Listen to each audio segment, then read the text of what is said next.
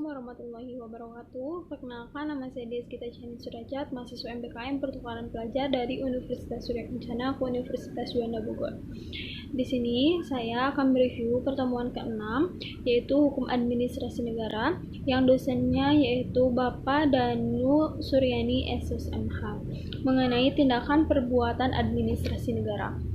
Pengertian perbuatan administrasi negara menurut beberapa ahli, salah satunya yaitu menurut pendapat Van Vollenhoven tentang Bestrun adalah pemeliharaan kepentingan negara dan rakyat secara spontan dan tersendiri oleh penguasa tinggi dan rendah, prinsipnya hierarki. Pada dasarnya, perbuatan administrasi negara dijalankan oleh penguasa untuk menjalankan fungsi pemerintahan, menimbulkan akibat hukum, serta memelihara kepentingan publik.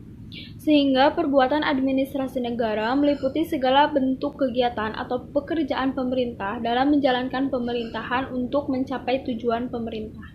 Macam-macam perbuatan hukum administrasi negara mencakup yang pertama itu ada penetapan, yang kedua ada rencana, yang ketiga ada norma jabaran, yang keempat ada legislasi semu. Perbuatan-perbuatan hukum tersebut dituangkan ke dalam bentuk keputusan yang menciptakan hubungan-hubungan hukum administrasi negara, yaitu hubungan hukum antara penguasa dan warga masyarakat di luar hukum perdata. Selanjutnya ada administrative basiking, yaitu keputusan yang mengandung norma-norma hukum yang bersifat individual, konkret, dan sesekali langsung selesai. Mengingat norma-norma hukum yang dikandungnya, perbuatan hukum ini mempunyai efek yang langsung dirasakan oleh seorang warga masyarakat. Yang kedua ada regulating based yaitu keputusan yang mengandung norma-norma hukum yang umum, abstrak, dan terus-menerus. Mengingat norma-norma hukum yang dikandungnya, perbuatan hukum ini mempunyai efek yang tidak langsung dirasakan oleh seorang warga masyarakat. Asas-asas hukum dalam pengambilan keputusan. Yang pertama ada asas yurisdiksi, yaitu keputusan administrasi negara tidak boleh melanggar hukum. Yang kedua ada asas legalitas, yaitu keputusan administrasi negara harus diambil berdasarkan suatu ketentuan hukum dan peraturan pemerintah serta peraturan perundang-undangan.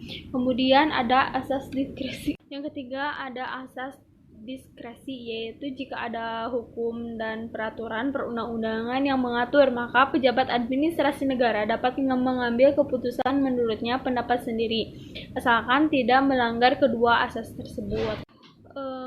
Menurut teori Donner, suatu negara hukum modern itu harus menerapkan dua prinsip, yaitu yang pertama menetapkan tugas atau tugas politik, yang kedua mewujudkan atau melaksanakan tugas atau tugas teknik. Jika teori ini diterapkan dalam praktek administrasi negara, maka secara kualitatif perbuatan administrasi negara dapat dibagi menjadi yang pertama, perbuatan membentuk undang-undang atau peraturan merupakan pekerjaan elit politik pemerintah. Yang kedua, perbuatan melaksanakan undang-undang atau peraturan merupakan pekerjaan aparat pemerintah. Kemudian menurut teori Hans Kelsen, yaitu membagi pekerjaan pemerintah menjadi dua. Yang pertama ada tugas politik als etnik, adalah tugas dari elit politik pemerintah. Yang kedua ada tugas politik als teknik, adalah tugas dari birokrat pemerintahan. Sehingga perbuatan tersebut dapat dibedakan. Yang pertama ada perbuatan biasa, yaitu perbuatan yang tidak membawa akibat hukum, contohnya membuat rumah, membuat masjid, dan sebagainya. Yang kedua yaitu perbuatan hukum, adalah perbuatan maupun akibatnya diatur oleh hukum, baik perdata maupun publik. Kemudian menurut teori Ed Utrecht dalam buku pengantar hukum administrasi negara Indonesia mengatakan bahwa perbuatan dalam hukum publik dibedakan ke dalam dua macam, yaitu yang pertama perbuatan hukum publik yang bersegi dua, yaitu suatu perjanjian berdasarkan hukum publik, contohnya adalah perjanjian kontrak antara pihak swasta dengan pihak pemerintah dalam membangun jalan tol. Yang kedua ada perbuatan hukum yang bersegi satu, yaitu suatu hubungan yang diatur oleh hukum publik hanya ada satu pihak saja yang dapat menentukan kehendaknya, yaitu pihak pemerintah.